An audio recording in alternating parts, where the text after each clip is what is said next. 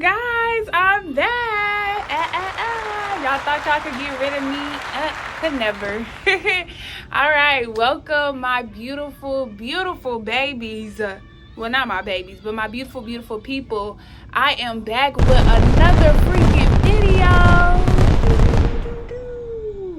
I am so excited, you guys. Like, it's been a good little minute since I did a video, and hopefully I could do this video full out without no distractions from the doctors or anything. I made sure I got my vitals taken and that everything is aligning so that I can make this video.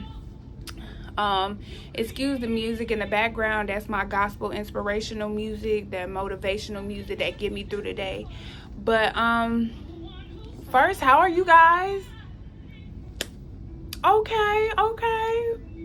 We have some good days. We have some bad days. Okay, well, I am here to cheer y'all up. Okay, I know it's been a minute since I did a video and stuff, and I know I got a small support system and stuff like that as far as my YouTube, but hey, I'm cool with the 78, 79 subscribers that I got now. Y'all have held me down. The hashtag God got you. I appreciate y'all for putting that in the comments. Make sure when that you like, comment, and subscribe to this channel. Also, please share with your friends and stuff. You know, this is not just for anybody who have any disabilities or anybody going through a heart condition. This could be for anybody who's just struggling with depression or just, you know, want a good vibe, because, you know, I come with the good vibe, you know what I'm saying? But yeah, make sure you like, comment, and subscribe and stuff. And then make sure you spam the comments with hashtag God got you, so I know who really messing with me. But hey, you guys, make sure that y'all write down in the comments what you guys want to see me do next. I'm here to please y'all. At the end of the day, I'm doing my heart journey, but I still want to make sure that I answer any questions that y'all may have, or I do some content that you guys are interested in seeing. So make sure y'all write in the comments below what y'all want me to do a video on next, or just what y'all want me to do on my upcoming videos. All right, let's get into this video. All right. So I know the question of discussion is, where have I been? Where have I been keeping all of this energy? Well, let me tell y'all, it's been a journey, and it's been a long one, and trust and believe and stuff. Woo, I should have been made this video a long time ago, but hey, we here. So the first question is, you probably wondering where I'm at. I am currently in the ICU right now, but I'm all good. Don't have to worry. Today is May 12th, 2023. I know. And I'm gonna make sure I post this video and stuff. I'm only gonna take, at least a day to make sure that I post this, to like make sure I edit and stuff like that, because I want to make sure I get this out to my support system. But yeah, I'm in the ICU right now and stuff. I'll talk more about why I'm in the ICU now, but let's talk about what happened before the reason why I went MIA. So, you know, the last video and stuff I posted was my birthday video, and before then and stuff, it was the day before my birthday. So I was supposed to post my birthday video on my birthday, but let me tell you what happened. So my birthday was March 23rd, and I ended up probably 2 days after my birthday, March 25th, I got really sick. Really sick. I was having like bad pains and stuff. TMI to the people, but I had diarrhea. Ooh, I know. And I was really just going through it. I had fevers and chills. So I'm telling you, girl, I would be hot. I was thinking I was having going through menopause or something. And I was going through it. I was truly going through it. But yeah, 1 minute I'll be hot, and then I'll turn on the fan, it'll be too cold, and then I just kept going back and forth. It was so annoying. So I was going through that. My stomach was hurting real badly. I wasn't able to eat no more, couldn't take my pills. I felt nauseous. I was throwing up. It was a lot of stuff going on. Okay, a lot of non-good stuff going on. But yeah, so I ended up getting moved to the ICU. So I was originally like started off on the floor, and then they moved me to the ICU.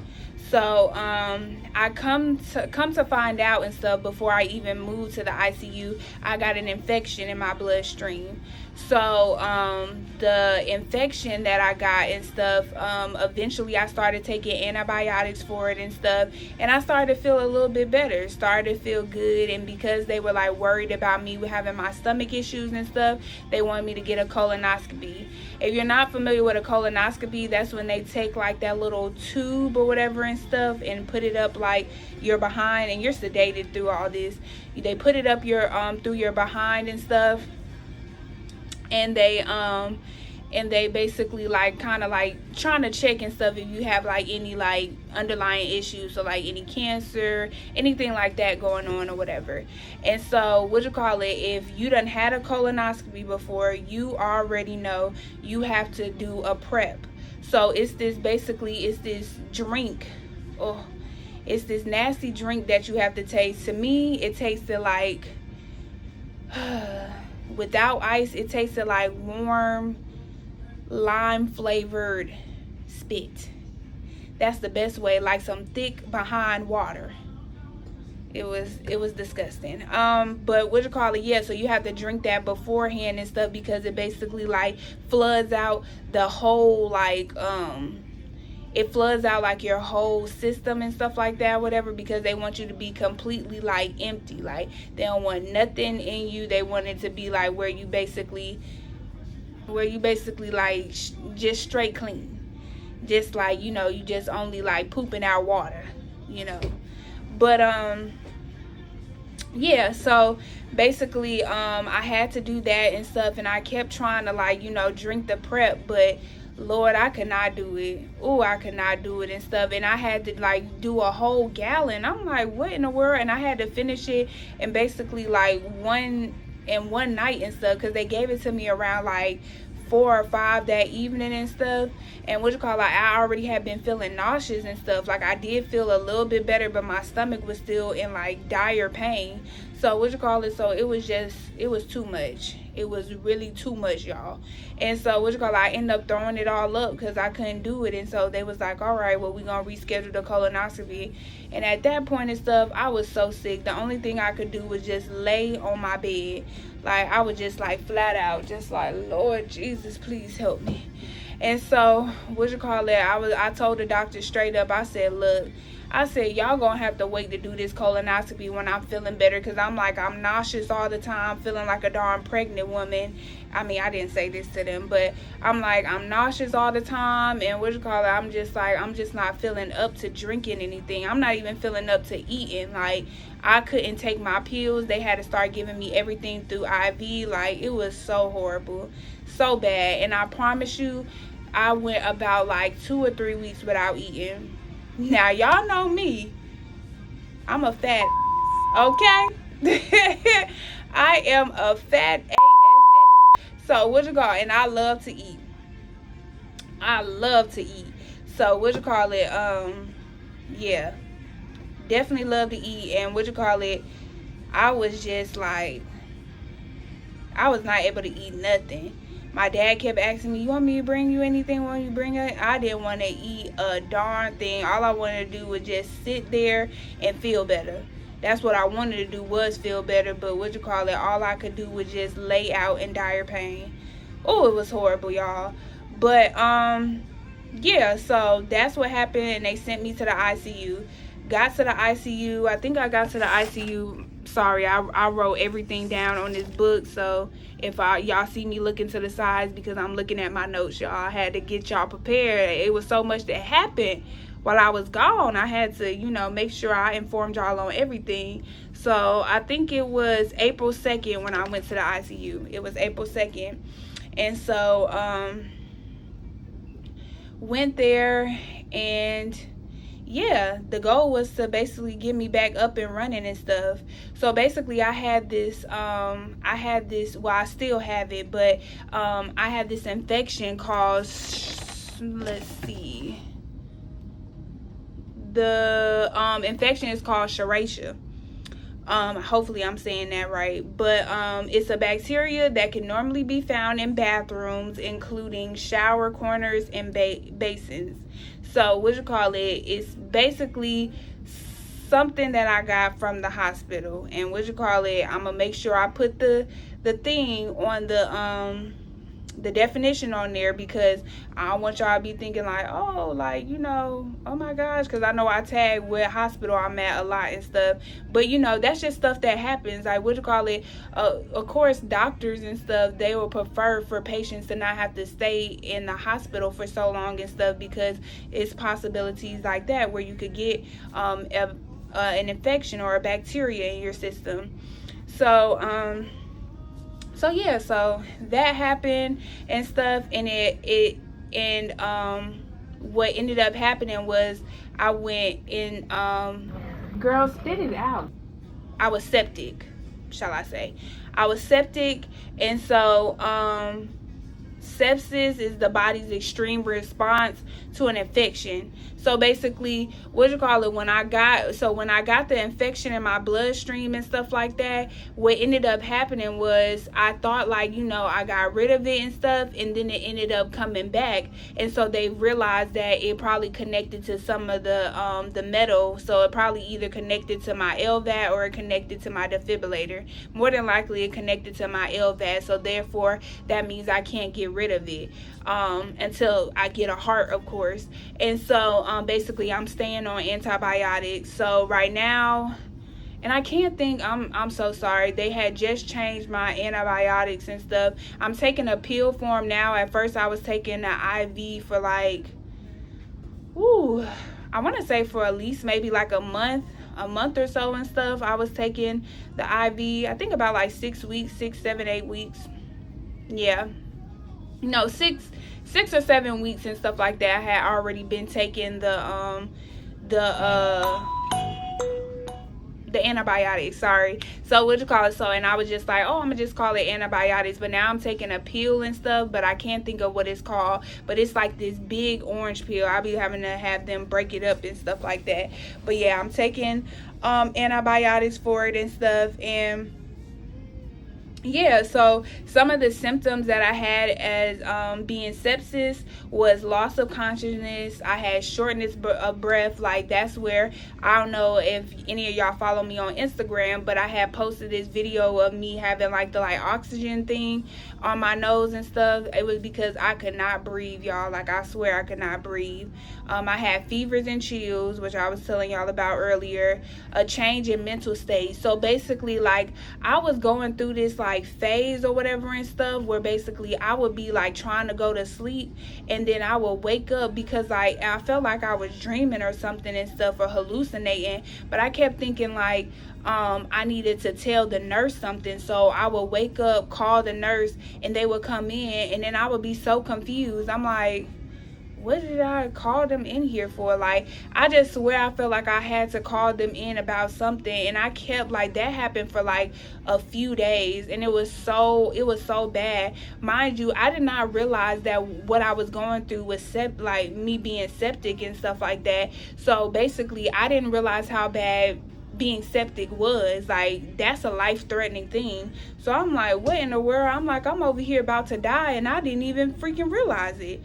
So I was going through it, and that, but I didn't figure out until after I started feeling better, until they put me down to the step down unit. Excuse me, I just spit it. But yeah, so what you call it, so I was like so lost. I was like, what? Like, I was like, I didn't understand this was going on. So yeah, I'm glad I figured out after the fact, because if I would have been told, because they kept saying that like they were saying it in person and stuff like that, but I was out of it. Like, I was so drugged up.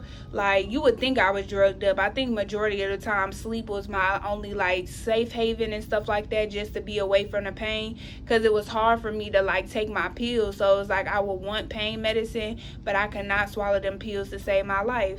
So also slurred speech. I didn't necessarily have slurred speech, but I talked really, really slow.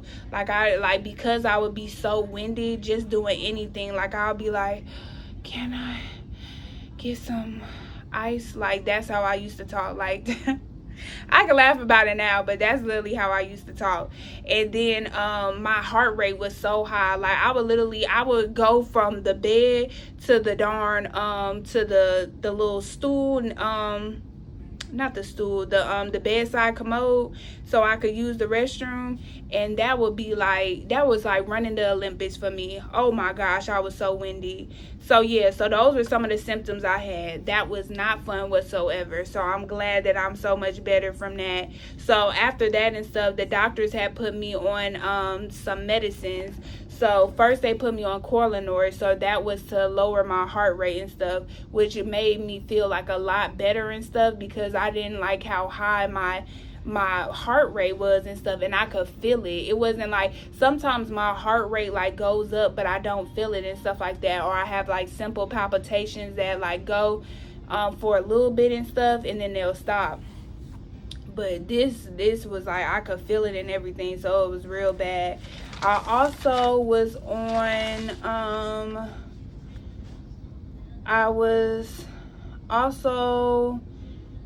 dobutamine. That's a heart medicine. And what you call it, they kept giving me diuretics and stuff.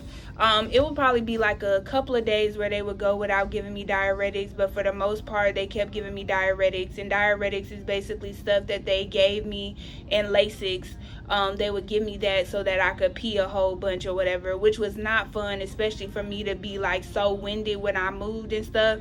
I hated having to keep getting out the bed and stuff, and then having to keep call the nurse and be like, oh, I'm done using the restroom. Like, oh, it just felt so unsanitary, y'all. But I'm so glad that I'm doing so much better. So all of this was going on. So basically, I wasn't responding back to nobody. My phone was on D&D. I didn't want to talk to nobody. All I wanted to do was feel better. And what you call it, I'm sorry, but y'all was not the answer to what I needed. So I just had to like just stray away from social media, and I only really posted it when stuff got really bad, just so I could like, you know, still let people know what was going on. And I mainly post on my Instagram, so that's the social media I was talking about that I was really posting on.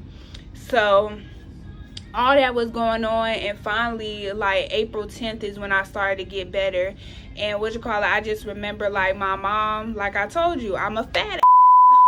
I am a fat ass. So what you call it, so basically my mom, she had came and stuff like that so that she could bring me some she was hungry, and her and my aunt and stuff, they had went to, what was it, Buffalo Wild Wings and stuff, and she had got like some mild wings or something like that. And so I was like, oh, okay, like I was like, can I have one?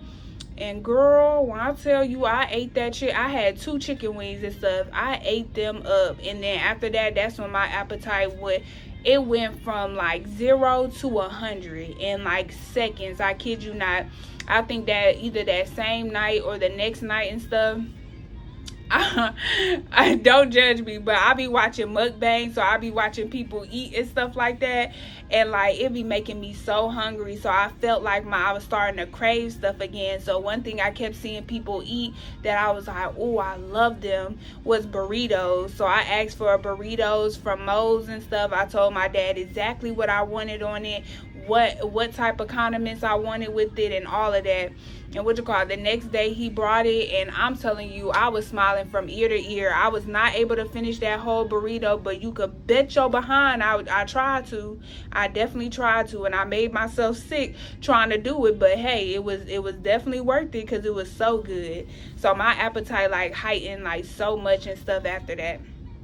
So yeah, so that's pretty much how I got better. And so after I started getting better and stuff like that, they had basically like I had graduated from the bedside commode to the actual toilet. So I was able to walk to the toilet. I started sitting in my chair more. I was walking more, and mind you, I'm gonna insert all the videos and pictures that I have and stuff like that. And yeah, and what you call it, I started getting better. So you probably wondering, what is this in my neck? So this is a PA catheter. So just so I could give y'all the actual Google definition of what a PA catheter is, is a PA catheter is used to measure data such as heart rate, waveforms, cardiac output, pulmonary artery pressures, and other numbers and pressures. So basically, in short term, it basically checks my numbers and pressures, and these numbers and pressures are important and stuff like that, because they're my pulmonary artery pressures and stuff. And basically, I have these numbers, so I'm gonna insert a picture right here, and basically the picture shows my numbers and stuff.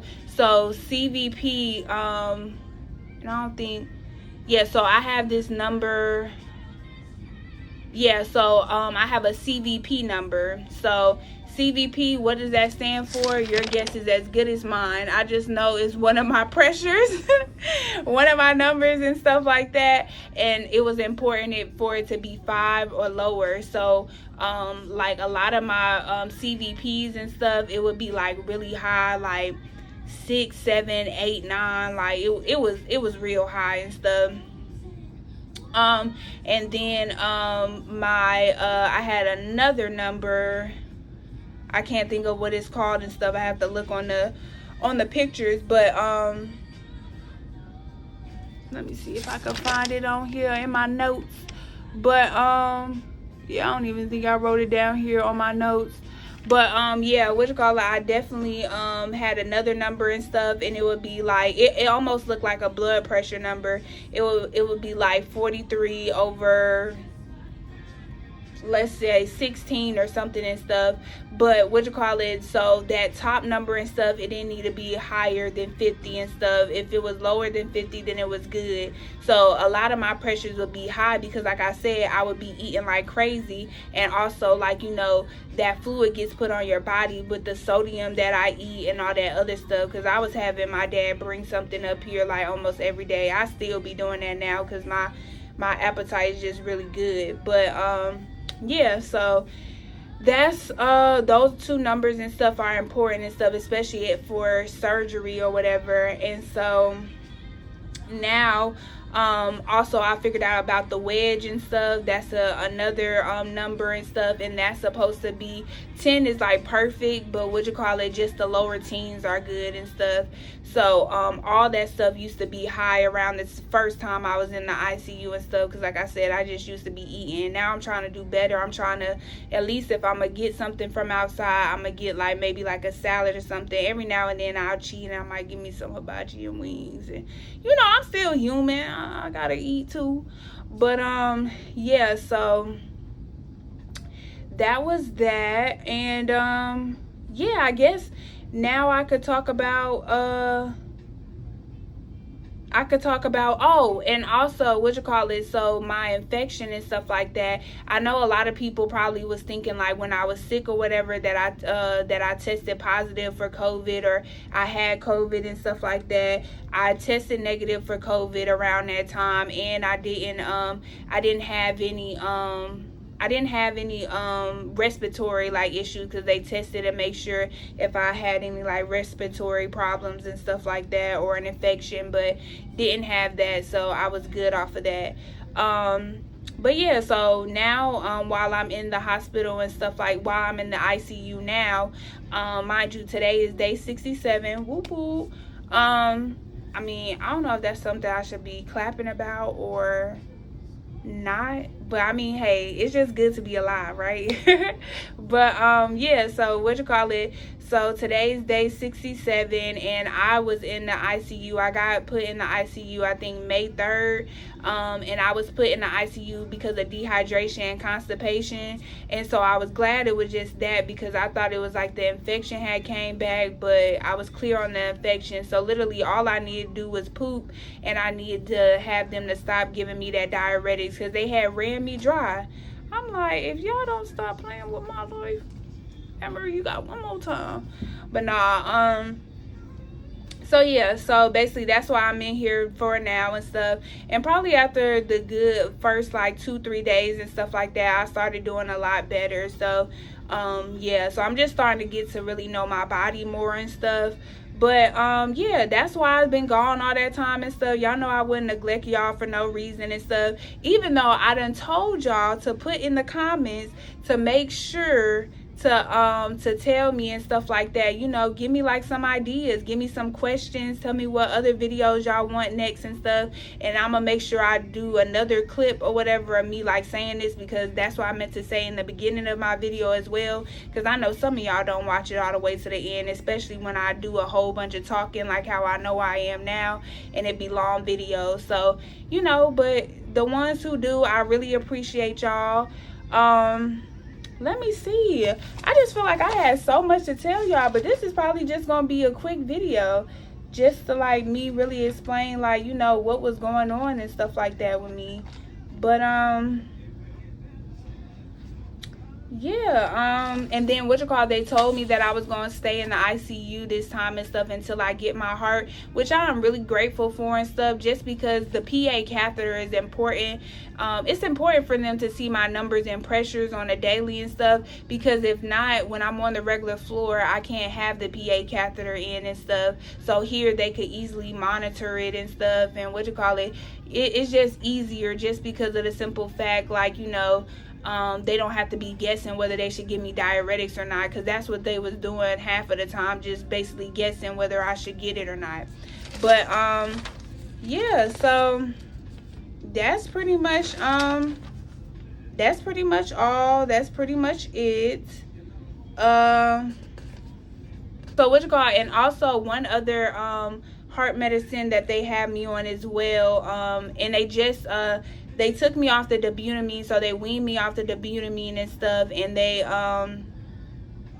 have me on Milrinone now. And Milrinone is something I used to take back when I had my LVAD and stuff. So now I'm back taking it again, and it's doing wonders for me and stuff. They're actually supposed to come in to do my PA number soon and stuff, just to see, because they gave, one thing I love about here and stuff, they give me my Lasix real early, so I could get that pen and stuff out the way, and by the afternoon I'm good. Because yesterday, that's the reason why I didn't do the video, because it was just like all that peeing I was doing, I just couldn't. And then I had a visitor that was coming, so it was just a lot going on yesterday. But definitely gonna make sure that I get this up to y'all, get this video uploaded to y'all, so y'all can see what's going on. But yeah, other than that, you know, that's pretty much all that they had me on. And then like they when I pee a lot, they have to check my electrolytes, and a lot of times like I be low on magnesium and potassium and stuff, and lower potassium and stuff. It is not fun at all. Like magnesium, I get that through the IV and stuff, but the potassium, they can't, I mean, they could do it through the IV, but they just don't do it through the IV for whatever reason. It's either you take the pill, and those pills are humongous, y'all. They are huge. Or you have to take it through powder and stuff, and that don't taste good either. I don't know why potassium is so nasty, but neither one of them is fun. But yeah, so they that's what they be doing to me, y'all. But other than that and stuff, I'm keeping my faith strong and stuff like that. I appreciate y'all supporting me throughout this and stuff, because, you know, a lot of y'all could have stopped supporting me, but y'all are still, you know, praying for me and still looking out for me. So I really appreciate y'all, and for the people who check on me, and for the people who come up to the hospital and see me and stuff, I want to say thank y'all from the bottom of my heart. I really, really do appreciate y'all. But this is the end of the video. I enjoyed talking to y'all, and make sure you like, comment, subscribe, share with a friend, and make sure, of course, you spam the comments with hashtag God got you. Yeah, I just want to say I love y'all so much. See y'all on my next video. Bye.